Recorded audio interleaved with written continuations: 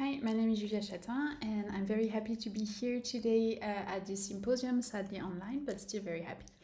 And today I want to speak a bit about how we design embodied interventions and specifically how we can think of concreteness in that context.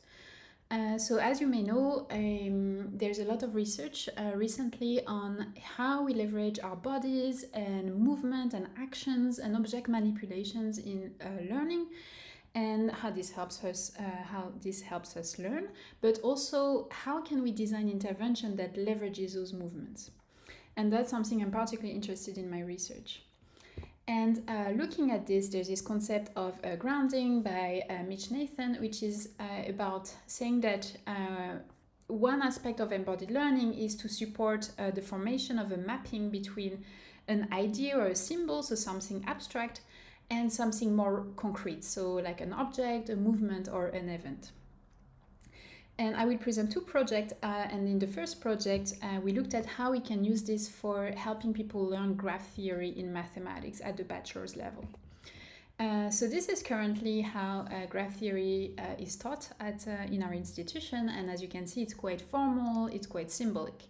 However, if you think of those concepts in depth, you can know that this is something people experience on a somewhat daily basis in a more concrete way. So for example, with electrical networks, with social networks, transportation networks, and the internet. And when we were looking at this problem, we were thinking, okay, how can we define this concrete referent, and what about it should be concrete? And here we decided to explore something which we called embodied concreteness, which is a form of concreteness that involves a high degree of embodiment. That means your body is heavily involved in the activity, and the context is relatable. So it's situated in an experience that is relatable. So with this in mind, we looked at how we could design our exercise. And we went back to the literature, and there was actually nothing yet so much about this, but there was something about how to teach electrical networks. And here there were two metaphors that are commonly used. One is the moving crowd metaphor, so people moving around, and one is the water flow metaphor. And in this research, they said that the water flow metaphor is the one that is most commonly used, so we thought it would be most relatable, and that's the one we picked. And then we designed an activity in virtual reality which leverages this metaphor. And that's how it looks like. So there's a lake, there's a city, and for the student, we just say your goal is to bring the maximum amount of water from the lake to the city. And in mathematics, this is called the max flow problem. And then we, in order to do that, they have to interact with a water system, which again is something they are more familiar with. And we designed the levels a bit cleverly so that at the beginning, it's easy, and then we have some more counterintuitive examples when they actually need to reduce the water somewhere to increase it somewhere else, and etc., which is what makes this problem quite complex. And then we evaluated this intervention in a user study. And here we had different conditions. So first we had a so-called abstract condition, which is on paper, where the students just solve the problems on paper, and that's it. The second condition, I wanted to capture a bit like what happens if they can manipulate the representation. So it's concrete in a sense, but the concreteness is just about manipulating the representation and getting some basic feedback. And then we had the third condition in virtual reality, which is the one I showed before. It's like you can also manipulate, you also get some feedback, but it's also now a relatable and a familiar representation. We compared those three conditions with 89 participants in the math department in our institution. And what's important to know here is we had the intervention with some questionnaires, post-test, etc., pre-test, post-test. And then after that, a few days later, actually a week later, they went into the lecture, and then they had some more exercises. We don't analyze the exercises in week 4 or 5 because not enough students participated, but it's still important to know the whole process. What did we learn here?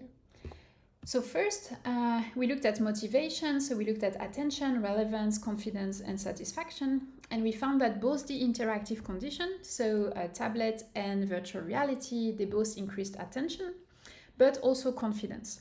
And confidence is quite exciting in mathematics because this metric looks at things like, oh, I feel I can solve this problem. I feel this is something that I can do.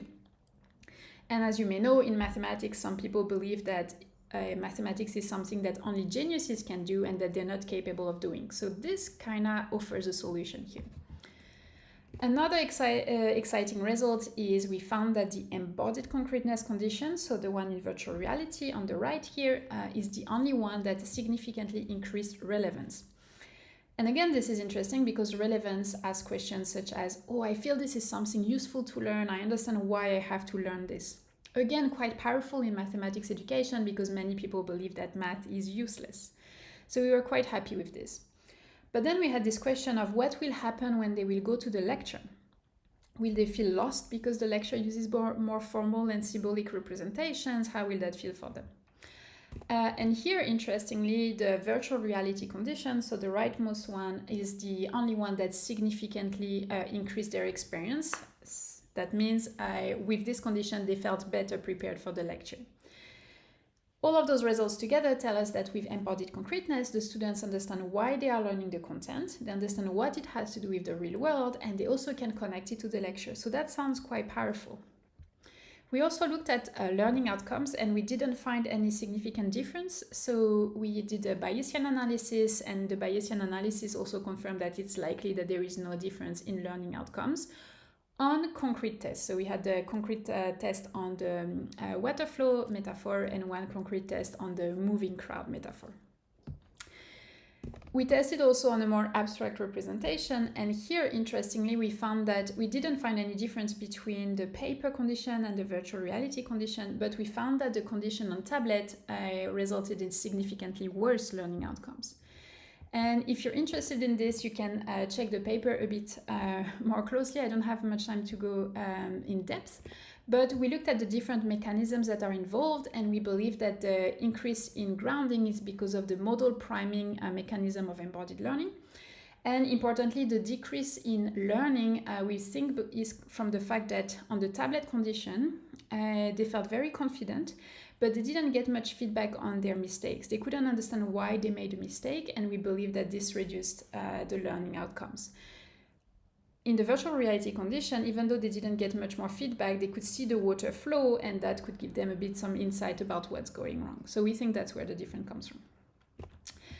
In conclusion, if we can organize things from an abstract to concrete spectrum, we learned that the two more concrete conditions created more satisfaction overall, and the most concrete condition felt more relevant to students.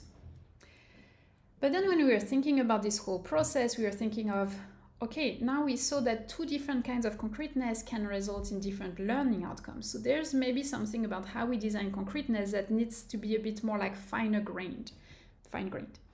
And then we had this question of what do we mean by concreteness after all? So do we mean something visual? Do we mean something that can be manipulated? Do we mean something that is familiar, specific, relatable, precise? We were not too sure what people mean with concreteness, and we started looking a bit more into this, and we found that even when defining mathematics, people are not so clear on whether it's an abstract or a concrete discipline. So there's this aspect of abstraction, which is math enables powerful generalizations, and this is quite exciting because it's like, oh, the more abstract, the more powerful it is. But then there's also this notion of abstraction saying that math is about the manipulation of meaningless symbols, and that's a bit less exciting to students. And there's also some research saying that mathematics is very concrete because it results from our sensory motor experiences of the world, and also it's what mathematicians do, and it's full of imperfections.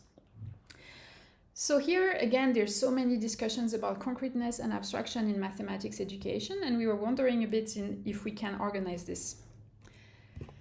And looking into this, of course, there was our own study showing some differences in the impact of the design of concrete representations. But there was also this work by Kaminsky et al., where they looked as well in how we can use concrete representations in mathematics. And they used this cup example, and there were also like some examples about burning pizzas and tennis balls. And what they found in this study is that when you teach people with concrete representations, it's actually quite bad because it prevents them to transfer to abstract representation. So that means if you give them the abstract representation later on, they will not perform so well on it. However, there was a replication of this study with some small adjustments by Ternich et al. In 2020. And here they kept everything the same, but they just made the representations a bit familiar. So here you can see on the first one, there's this concept that if you add a full cup to a two-thirds full cup, it will result in a 2/3 full cup, which is not familiar to people. In the replication study, the example given is if you add an empty cup to a 2/3 full cup, it results in a 2/3 full cup, which is much more familiar. And just with those small adjustments, they showed that this result of like preventing transfer did not happen anymore. So again, this goes to show that how we design concreteness matters. And when we were digging into that, we learned about this concept of verbal dispute. So verbal disputes are disagreements that arise partly or wholly in virtue of a disagreement about the meaning of certain words. So what that means is that we might get different results because we're actually not talking about the same thing. If I speak about something visual when I say concrete and someone speaks about something familiar, we might not get to the same results. Same if I speak about abstract as in this very powerful generalization, and if someone speaks about abstract as like meaningless, then we might again not get the same results. So our goal here was to identify these verbal disputes in mathematics education and try to resolve it. So we followed a process which is mainly data-driven. So we started by gathering papers that talk about abstraction and concreteness. We had 318 papers there, and then we split them into different paragraphs that speak explicitly about concreteness and abstraction. And then we built this nice tool to annotate those paragraphs, and the goal, we had 4 people coding this, and the goal was to identify the words that the authors used to speak of concreteness and abstraction. And then once we had all of those codes, we put them together through several iterations, doing a thematic analysis, and we built our taxonomy. So that's how it looks like. It's a lot because for this iteration, we decided to really focus on the semantics and the meanings, and we didn't want to simplify it yet. We just want to say those are all the meanings people use when they speak of those concepts. What's important to know is the bottom part is about how we design a representation for a certain concept. And it's an objective, it's like those axes are more objective. So for example, do I decide to use symbols or do I decide to use like an experiential mapping when I design my representation?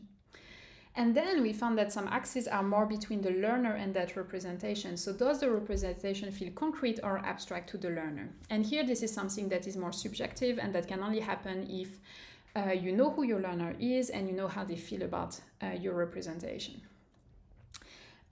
In the longer paper, we speak a lot about what that means, for example, for concreteness fading, for those who know about this research. Here, I just want to show you 2 examples in the interest of time. So again, if we look back at the comparison between the Kaminsky study and the Terninic study, we can see that indeed, in some way, they are the same. So on this, what we call the situatedness axis is like, are they idealized and detached from the real world? No, they are representations that exist in the real world. However, in terms of familiarity, they are different because the Terninic study is more familiar to the learners than the other ones. And here that goes to show that, again, if we have a bit more of a fine-grained definition of concreteness and abstraction, we can make sure that we classify our studies a bit better and we understand where the outcomes come from. I want to speak also of our own study here, and we can notice that actually we are varying the concreteness on various axes. So both of the concrete representations were interesting to the learners, but the virtual reality one was felt more relevant. And also in the design of those representations, well, the tablet one is a bit more idealized, so on the situatedness axis it falls a bit more on the left. And they are both somewhat experiential, but because they don't leverage so much symbols. However, again, the virtual reality one is much more on the right. And this is just an example of how this taxonomy can be used, and we're still we have a lot of follow-up projects on this, but I just wanted here to show a bit that what we mean by concreteness is quite important and informs the design, but also the learning outcomes, the learning mechanisms that are activated, and it might be interesting to think a bit more about this when we design embodied learning interventions. And on this note, I want to thank you for your attention, and if you have any questions, please feel free to reach out, and have a nice symposium. Thank you.